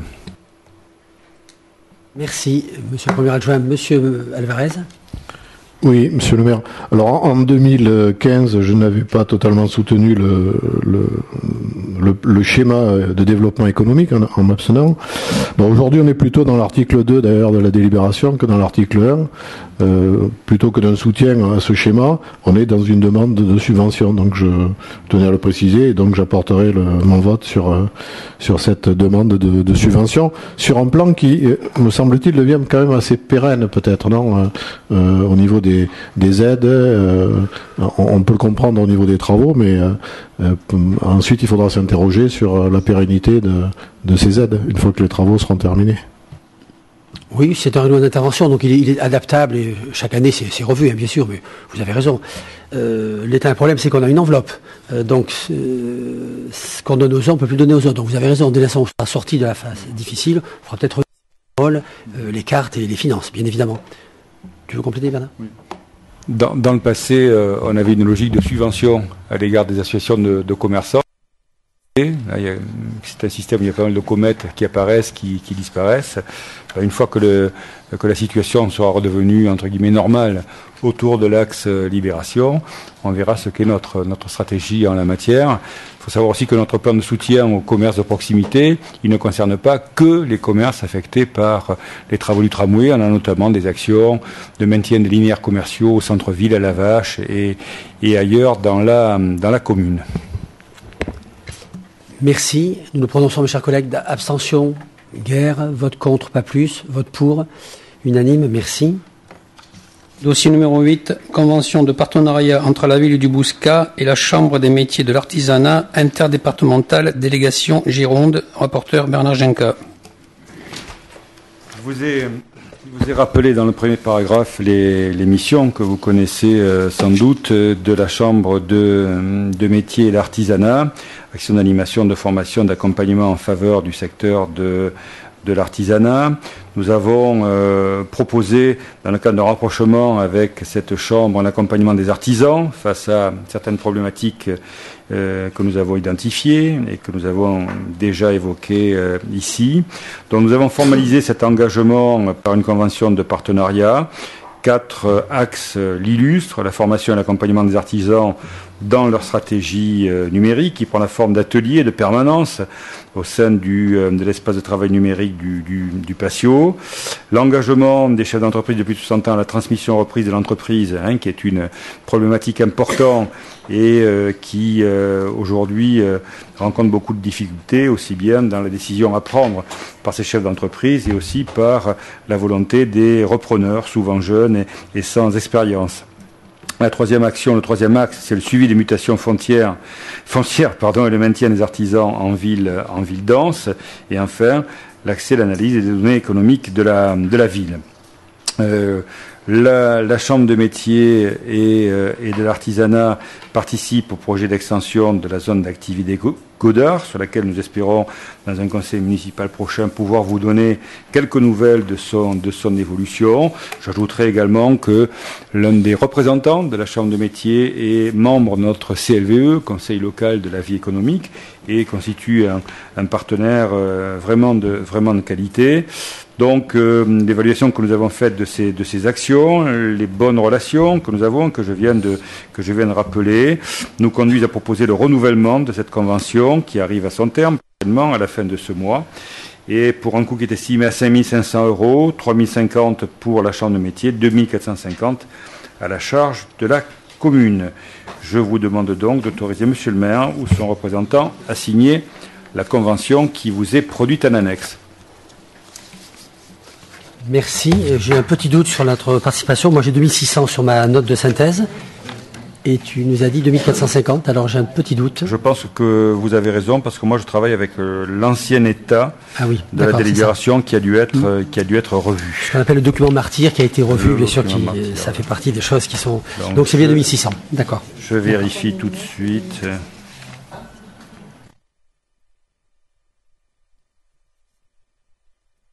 2009-2006. C'est moi qui n'ai pas les bons chiffres. Ça a augmenté depuis. Pas de souci. Très bien. Mes chers collègues, nous nous prononçons. C'est renouvellement. On connaît l'intérêt, bien sûr, qui pour nous ne fait pas de doute. Abstention, ça n'est pas le cas. Vote contre, non plus. Vote pour. Unanime. Merci bien. Dossier numéro 9, action municipale en matière de développement économique, renouvellement de l'adhésion à l'OIB. Rapporteuse Agnès Fossé. Merci, Monsieur le maire, chers collègues. Un renouvellement d'adhésion. En réponse à l'objectif du schéma de développement économique, le numéro 5 très précisément, la ville a adhéré à l'OIEB, l'Observatoire de l'immobilier d'entreprise de Bordeaux Métropole, afin de construire l'attractivité et la lisibilité du territoire par une véritable stratégie d'aménagement économique. La ville ayant une démarche de marketing territorial, a double objectif, faire connaître les opportunités du développement économique, et notamment la libération d'espaces fonciers importants, et valoriser ces opportunités auprès des cibles spécifiques constituées d'acteurs économiques et institutionnels. Cet observatoire, donc, est constitué de structures relevant du secteur de l'immobilier d'entreprise, de gestionnaires d'immeubles, d'établissements financiers. La ville y trouve un intérêt y adhérer, vous l'aurez compris, pour qu'elle puisse être auprès de ce réseau, à participer avec ses professionnels, les services d'urbanisme, comme les services de l'activité économique des autres villes de la métropole, à toute l'émergence des projets. Adhérer donc à l'OIEB, c'est intégrer un réseau constitué de partenaires publics et d'acteurs privés, d'accéder à des données consolidées permettant une veille économique à l'échelle de la métropole. C'est pour cela que pour l'année 2019, je vous demanderai de bien vouloir renouveler l'adhésion qui s'élève à 1 140 €. Considérant la stratégie du marketing territorial que la ville souhaite mettre en œuvre sur son territoire, il est demandé au conseil municipal de bien vouloir, article 1, approuver l'adhésion de la ville du Bouscat à l'association Observatoire de l'immobilier d'entreprise de Bordeaux Métropole, article 2, autoriser monsieur le maire, et article 3, dire que ces dépenses seront inscrites au chapitre 011. Merci beaucoup. Bon, c'est un dossier aussi que l'on connaît bien. On voit bien l'intérêt de ce maillage, de ce réseautage qui est en place. Et, le Bouscat, peu à peu, prend des grades de plus en plus importants dans l'action économique. Je crois qu'il ne faut surtout pas lâcher le morceau comme ça en cours de route. Il faut vraiment continuer à travailler notre sujet de manière à se faire connaître le plus possible. Je vous le disais, moi j'ai vraiment plaisir à voir que depuis quelques années, le Bouscat, la métropole, existe sur le plan action économique. Même j'étais ce matin à l'Assemblée générale d'Invest in Bordeaux, 250 chefs d'entreprise et pas des moindres. Et c'est vrai que je vois bien que le Bouscat commence à être connu sur certains secteurs, Godard, le champ de course, l'hippodrome, donc l'opération R sur Ravzi, sont des choses que tout le monde connaît, et ça me fait très plaisir de voir que le Bouscat devient un partenaire, un nom qui est connu dans l'action économique. On n'est pas au niveau de Bordeaux, ni de Mérignac, mais restons à notre place, c'est pas ce qu'on demande, mais au moins ne pas être oublié, c'est déjà pas mal. Nous prononçons, mes chers collègues, pas d'abstention, pas de vote contre, j'imagine, vote pour. Je m'en doutais bien. Merci, mes chers collègues. Dossier numéro 10, action municipale en matière de développement économique, renouvellement de l'adhésion à Digital Aquitaine, rapporteur Agnès Fossé. Merci.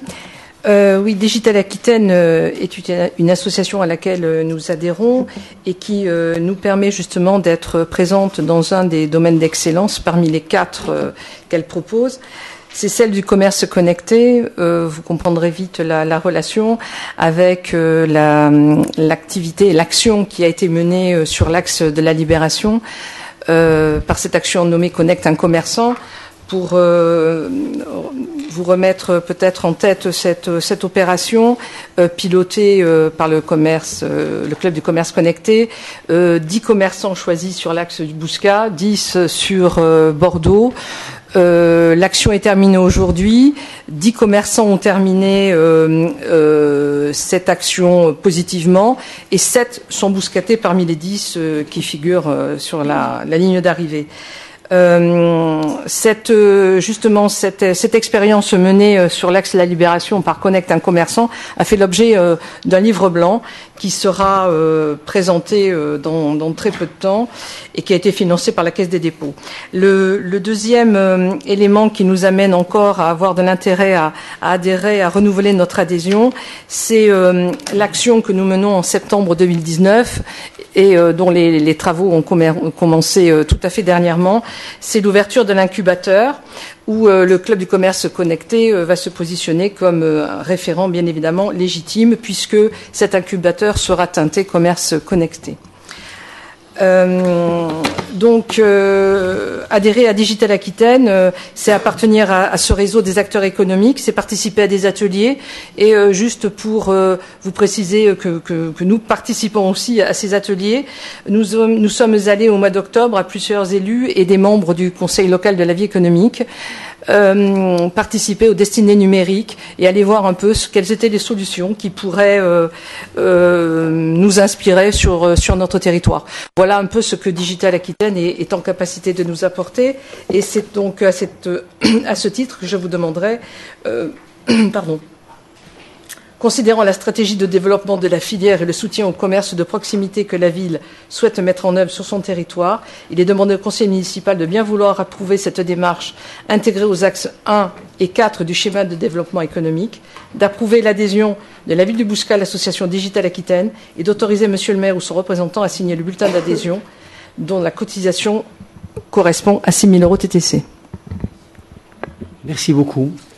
Pas de débat particulier, pas de demande de précision. Je crois que Mme Fossé a tout à fait brossé le tableau, donc on peut avancer.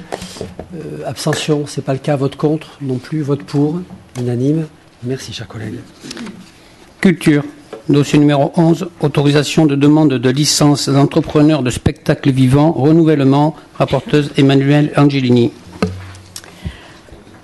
Monsieur le maire, mes chers collègues, il s'agit d'un dossier que nous avions déjà voté en avril 2014. Donc, c'est le renouvellement de la licence d'entrepreneur de spectacle, considérant que l'on diffuse plus de 6 spectacles vivants par an avec des artistes rémunérés. Il est simplement demandé au conseil municipal de renouveler cette licence d'entrepreneur pour les catégories 1 et 3.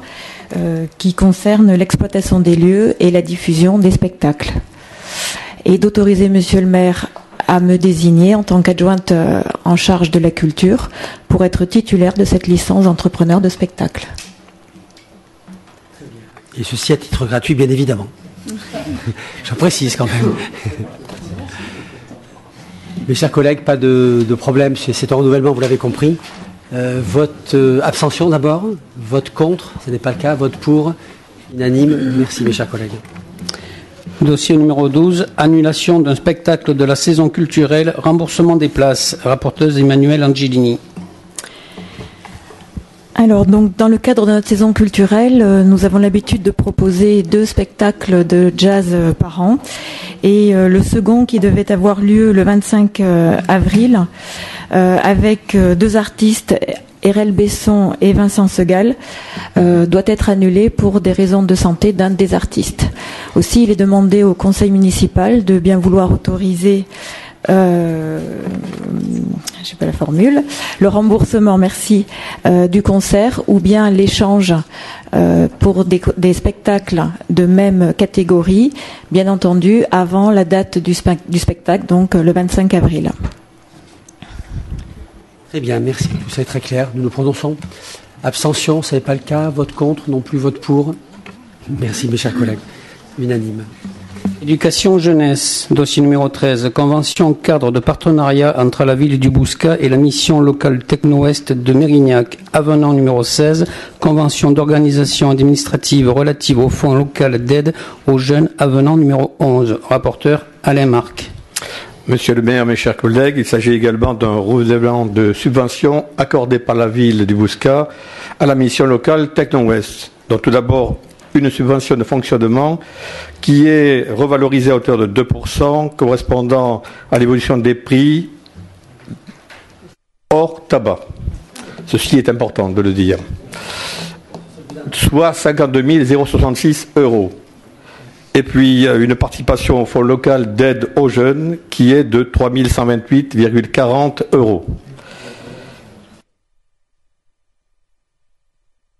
Donc, il est demandé au conseil municipal de bien vouloir, article 1, approuver le montant de subvention exposé. Article 2, autoriser monsieur le maire ou son représentant à signer les avenants correspondants et dire que les crédits correspondant aux participations seront inscrits au chapitre 65, c'est l'article 3. Très bien, merci. Tout ceci est très clair. C'est un renouvellement, c'est une actualisation année après année avec des avenants qui se succèdent en fonction du coût de la vie, hors tabac, comme vous l'avez dit. Alvarez.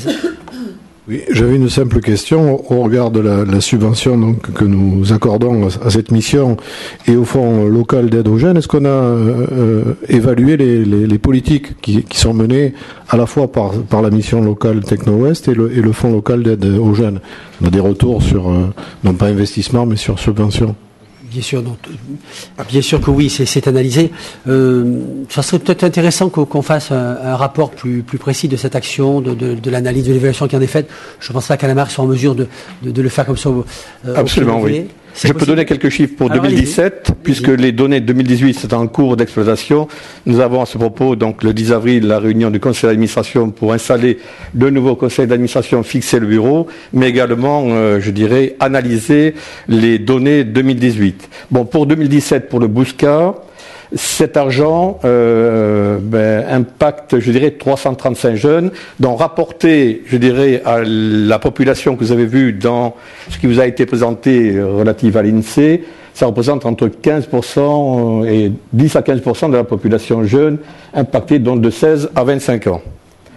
Bon, sur ces 330 jeunes, il y a la moitié qui sont orientés directement vers un emploi ou vers la formation. Les autres sont en suivi sous forme de garantie jeune ou d'aide de formation. Donc il serait effectivement, pour ceux qui le souhaitent, je peux leur diffuser, comme je le fais à vous, monsieur le maire, chaque année, le bilan de ces actions que je trouve donc efficientes. D'accord. L'idéal serait même de joindre au conseil municipal qui traite de ça le rapport en question pour le joindre avec la note de synthèse. Ce serait absolument tout à fait simple. Je le dirai au directeur du pôle jeunesse. Voilà, qui est présent et qui nous entend. Voilà. Car il n'est pas sourd. Merci. Je n'ai pas précisé lui, madame l'adjointe. Soyez pas désagréable comme ça. Mes chers collègues, nous nous prononçons. Abstention, ce n'est pas le cas. Vote contre, pas plus. Vote pour, unanime. Merci bien. Politique contractuelle.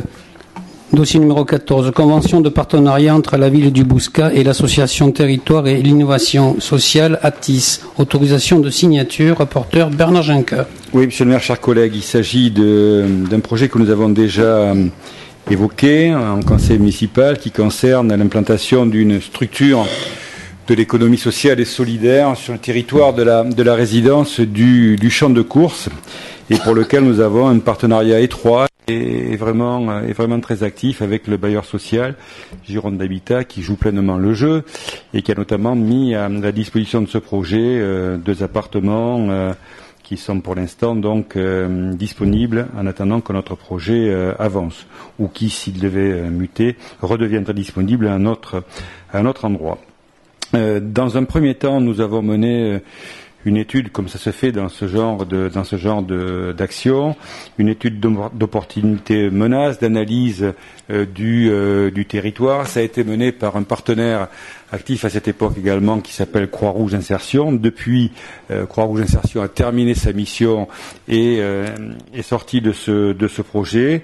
Et nous sommes actuellement dans la phase de concrétisation et de réalisation de l'idée. Les contacts que nous avons eus avec les autres partenaires compétents et opérateurs dans ce domaine, le conseil régional, le conseil général, la métropole, par le biais de sa direction de l'attractivité économique, de sa vice-présidente à l'économie sociale et solidaire, ont fait apparaître la nécessité de s'adjoindre les services d'une association, ATIS, qui est reconnue dans le monde de l'économie sociale et solidaire et qui a pour vocation, par le biais de l'une de ces diversifications, la fabrique à initiative, de détecter des idées émanant des acteurs du territoire et de pouvoir les accompagner, y compris dans l'attribution d'un financement.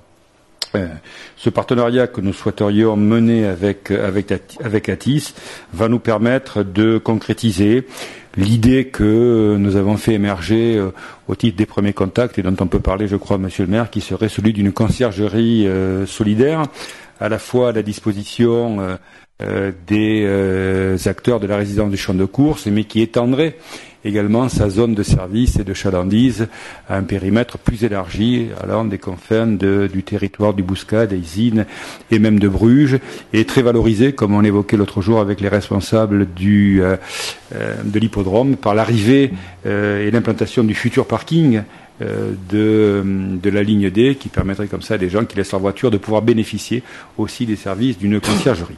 C'est un joli projet, intéressant, qui nous semble bien convenir aux objectifs d'insertion par l'économique. Et voilà pourquoi nous vous demandons d'autoriser notre maire à pouvoir signer la convention avec l'association ATIS. Merci, c'est un beau projet qui redémarre, c'est avec un nouveau partenaire, mais c'est une très bonne chose, donc c'est la phase 2, si j'ose dire, et ça se relance très bien, les choses se précisent, on sait un peu plus ce qui sera utile et nécessaire dans ce secteur, on est un peu plus précis dans nos demandes et dans nos attentes. Nous nous prononçons, mes chers collègues, abstention, ça n'est pas le cas, vote contre, pas plus, vote pour, unanime, merci bien. Urbanisme, patrimoine, environnement.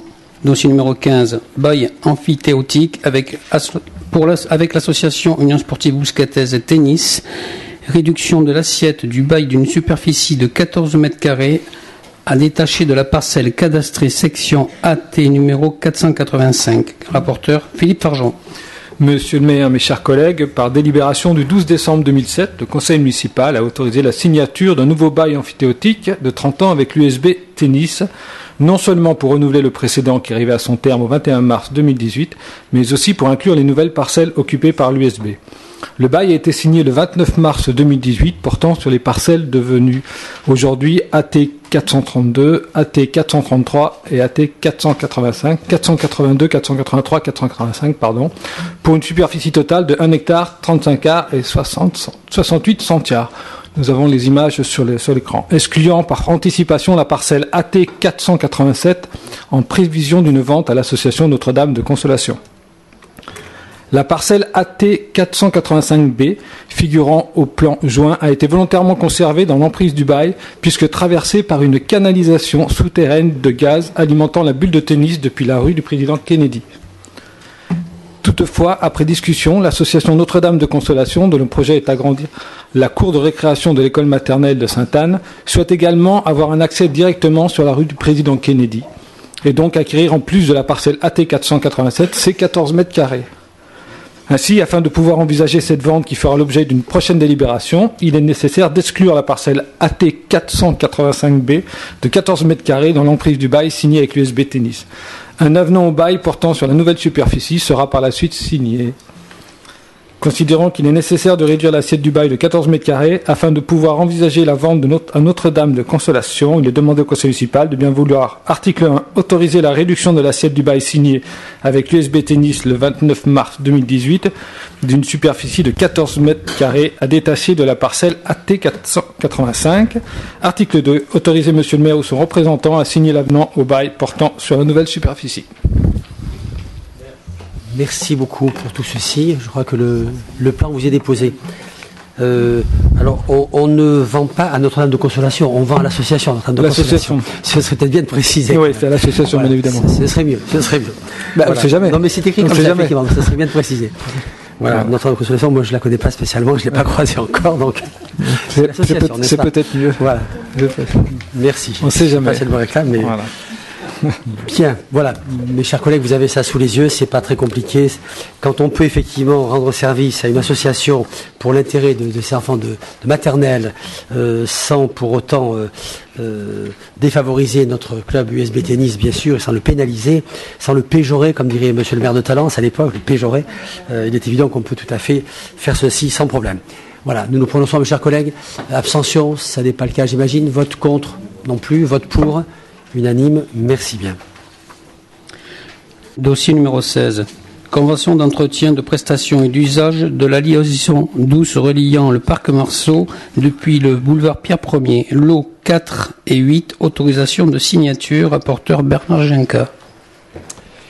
Oui, il s'agit d'un projet d'urbanisme que vous situez tous, j'imagine, assez facilement, à l'angle de l'avenue Victor Hugo et du boulevard Pierre Ier, qui était précédemment occupé par la direction régionale de RDF, qui en déménage, qui n'était que locataire, contrairement à ce que pensaient beaucoup de personnes, qui en déménagent pour aller s'implanter au début de l'avenue Émile Counor à Bordeaux.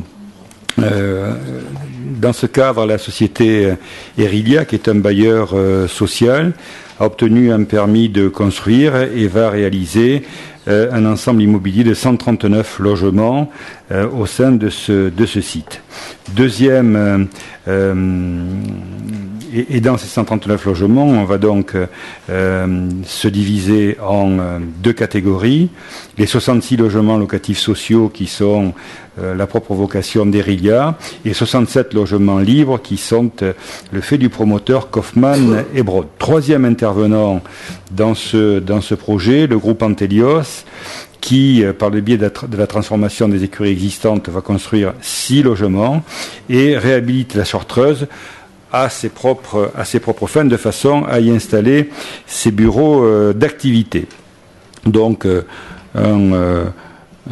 un contexte non pas compliqué, mais assez diversifié, avec un montage assez classique du logement social, du logement libre, avec une proportion de 50% globalement, ainsi que l'installation d'un promoteur qui a déjà pas mal travaillé sur des programmes au Bouscat.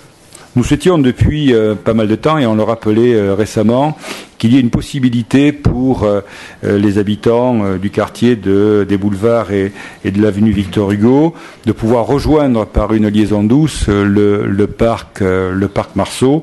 On avait dans un premier temps caressé l'idée de pouvoir le faire par le biais d'un passage au sein de la résidence Pierre Ier qui n'a pas abouti, et l'opportunité nous a été donnée lorsque ce projet donc nous a été présenté, et bien de demander aux différents intervenants la possibilité de créer cette liaison piétonne qui, je le rappelle, va permettre directement, en passant par un environnement d'ailleurs très agréable, avec une belle bâtisse, des arbres, et bien depuis les boulevards de pouvoir accéder directement au parc Marceau et déboucher sur l'avenue de Tivoli.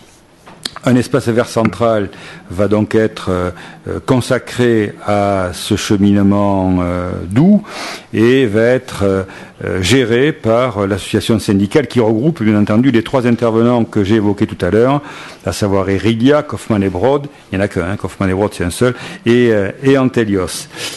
Il reste bien entendu propriétaire de cet ensemble de parcelles foncières qui sera ouvert au public malgré tout en journée, en libre accès et aux mêmes horaires que le parc Marceau.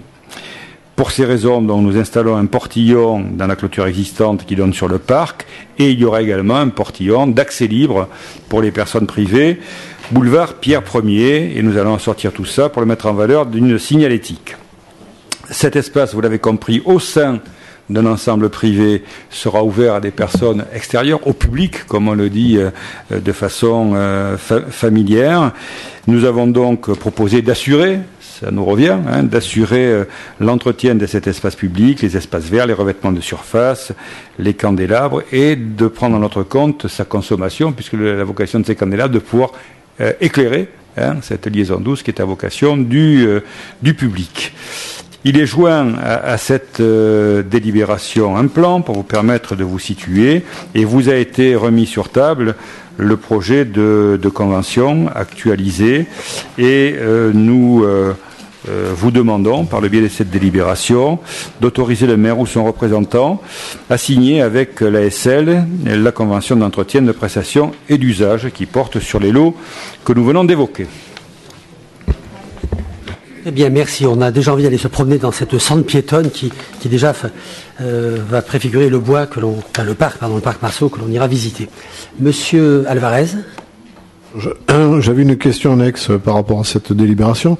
Nous sommes à combien de logements sociaux, puisque là il s'agit de la construction donc de 66 logements sociaux dans le parc de logements Bouscaté au regard donc de la loi SRU aujourd'hui. Aujourd'hui 20%. Nous sommes à 20% très précisément. Alors, vous savez qu'on a perdu 2% brutalement avec justement les logements qui sont juste à côté des portes du Bouscat. Et nous avons quand même de beaux projets, notamment l'EHPAD, la reconstruction de l'EHPAD des balcons de Tivoli de 204 lits qui correspondent à 204 logements qui nous permettraient de remonter très vite de 2%. L'objectif étant vraiment de mettre tous les fers au feu pour être à 23% dans les 2 années qui viennent. C'est l'objectif qu'on s'est fixé formellement. Et on doit pouvoir le tenir, cet objectif-là. Il est tout à fait raisonnable.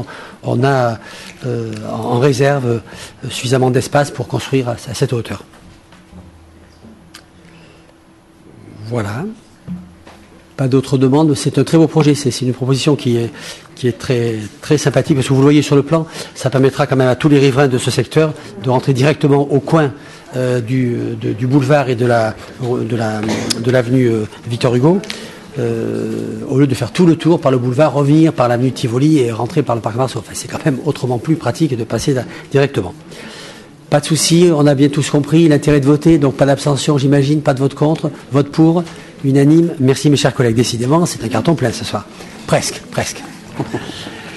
Mes chers collègues, nous avons terminé. Merci monsieur le secrétaire de séance. Vous annoncez simplement que nous allons nous retrouver... Oui, j'ai vu, oui tout à fait, mais je voulais vous donner rendez-vous le 25 juin pour notre prochain conseil municipal qui traitera notamment du compte administratif. Voilà dans les rendez-vous très officiels.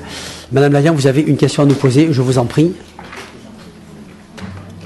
Allez-y. Oui, monsieur le maire, comme nous vous l'avons indiqué lors de la réunion de préparation vendredi, nous avons une question à vous poser à propos du projet qui va se situer sur le square Randstadt. Nous avons donc appris par la presse qu'il y avait de la pollution, lors de l'étude, il y a une étude de pollution qui a été réalisée sur le site et il s'avère que ce site serait pollué. Donc nous souhaitons en savoir un peu plus sur ce sujet. Tous les bouscatés qui ont un certain âge, qui sont là depuis les années 70, et c'est mon cas, savent très bien comment ce terrain s'est construit. Ça a été un terrain ouvert avec une décharge de tous les entrepreneurs, entreprises, artisans du secteur qui venaient tout simplement mettre leur gravat. Donc c'est un remblai de qualité très médiocre, bien évidemment. Il a le mérite d'exister. Il a permis d'ailleurs une certaine végétation de pousser, donc c'est qu'il est peut-être pas tout à fait aussi pollué que ça quand même. Cela étant, il est pollué, nous le savons, les études ont été faites. Il n'est pas très pollué, mais il est pollué de nombreux éléments polluants, tels que des métaux notamment, qui ne sont pas forcément tout à fait conseillés. Donc ce qui est prévu, mais c'est évident que et la CAF et l'ARS nous accompagnent dans ce domaine, c'est de dépolluer, de décaisser complètement le terrain, l'assise de ce projet. Et ensuite, d'avoir bien sûr une certification par des bureaux de contrôle, qui sont des bureaux bien sûr certifiés, authentifiés et contrôlés par l'ARS et la CAF, puisqu'elle nous subventionne largement dans ce dossier. Après, donc, une fois qu'on aura dépollué, décaissé, le bureau de contrôle viendra contrôler, fera les piquetages qui sont obligatoires par la loi, et nous pourrons, je vous l'ai dit vendredi dernier, les afficher à côté du permis de construire, qui est donc donné aujourd'hui, et on pourra tout à fait les afficher à côté, de manière que tout le monde soit tout à fait rassuré sur la dépollution efficace et définitive de ce site. Voilà, la question est bien posée. J'espère que ma réponse vous est précise autant que votre question. Je vous en prie. Cette dépollution va engendrer un surcoût, j'imagine, sur le projet. Il est important. Nous sommes entre 300 et 400 000 euros. Je n'ai plus le chiffre très précis. On est en dessous de 400, mais on est au-dessus de 300, ça c'est sûr. Nous l'avions programmé dans notre plan de marche, dans notre plan comptable. Il a été enregistré, bien évidemment. Et nous avons souhaité demander aux sondeurs, aux entreprises qui font ça, je ne sais pas si c'est Fondasol ou non, je n'ai plus le souvenir, mais peu importe, de nous donner les trois ou quatre situations géographiques les plus intéressantes, mais de manière à privilégier, même si c'est avec un certain surcoût, et c'est le cas, il y a un certain surcoût, de rester au bout de la parcelle pour garder le maximum d'espace vert du parc d'Randstadt tel qu'il est aujourd'hui, tel qu'il est utilisé par les riverains, par les mamans qui viennent passer un instant avec les petits, les jeunes qui viennent aussi discuter entre eux. Voilà, donc il y a un certain surcoût de l'ordre de 100 000 euros de le faire là plutôt qu'ailleurs, mais c'est un choix tout à fait assumé pour que ce parc garde le maximum de cachet et d'attractivité pour les riverains du secteur. Et est-ce qu'on peut consulter ces études de sol ? Bien sûr que oui. Bien sûr que oui. Alors, à votre disposition, bien sûr, il n'y a aucun souci, bien sûr. Il faudra qu'elles soient faites. Les études de sol, les premières, on peut vous les donner, bien sûr. Celles qui seront faites après dépollution, attendez qu'elles soient faites, évidemment. Non, c'est les actuelles qui nous intéressent. Qui sont faites. Très bien, il n'y a aucun souci. Aucun souci. Pour connaître exactement quel est voilà, parce qu'entre savoir que le site a été utilisé dans les années 70 pour que les riverains puissent évacuer leurs poubelles et puis savoir exactement ce qu'il y a dedans, il y a quand même une petite différence. Poubelle, c'est pas le mot, mais c'était surtout une espèce de décharge pour les artisans du secteur. Hein. C'est surtout des matériaux de plâtre, de parpaing, de béton. Voilà, c'est beaucoup ça. Quelques éléments de fer minéraux en même temps, c'était l'occasion de les retrouver ici, bien sûr. Monsieur Alvarez ? Oui, monsieur le maire. Comme nous l'avions évoqué donc vendredi dernier lors de la réunion de préparation avec monsieur Marceron et non, c'était pas clair, c'était Emmanuel Chaugnot qui était là. Vous parlez d'une dépollution totale du site. Ça fait, en fait, on va dépolluer la partie qui va être construite pour la crèche. C'est-à-dire que le tiers absolument, du score. Le tiers du site, oui, pour une raison très simple. C'est que si on dépolluerait, ça veut dire qu'il faut décaisser, donc il faut arracher tous les arbres. Voilà. Tous les arbres. Donc ça, c'est préciser. Voilà, ça c'est pas possible. Enfin, on peut tout faire, mais ça serait absurde. Ces arbres sont là depuis 30 ans, ça serait absurde. Donc c'est une dépollution du site qui va être construit. Qui va être construit et de l'espace autour qui va être utilisé par la crèche. Il y a quand même quelques reculs, quelques trottoirs qui bien sûr feront partie de la dépollution, bien sûr. Oui. Merci pour vos questions. Est-ce qu'on a été assez précis dans nos réponses ? Merci, c'est important. Je sais que les personnes sont attentives à ça. Oui, non, mais on passera en mairie du coup pour récupérer les informations précises. Aucun souci. Merci. Pas d'autres questions diverses, mes chers collègues. Eh bien, je remercie l'assistance nombreuse d'avoir eu la patience d'attendre jusqu'au bout. Bonne fin de soirée à toutes et tous.